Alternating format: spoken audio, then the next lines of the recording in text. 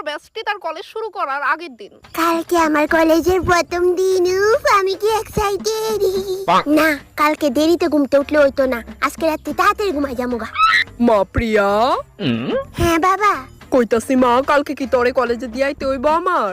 একদম না, আমি একলা যাইতে পারুম। আচ্ছা বেশ, তোলে কালকে মনে করে আমার তো ভাড়াটা লয়ে যাইস। হ্যাঁ আচ্ছা বাবা।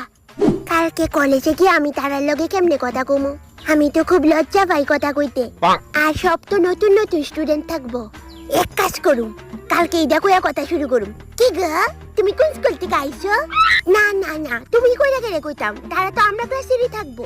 এত রেসপেক্ট দিয়ে লাগতো না, একদম স্মাইলি ফেসে কমু, তুই কোন স্কুল থেকে আইছিস? বাস হয়ে গেছে গা, আর কি তো।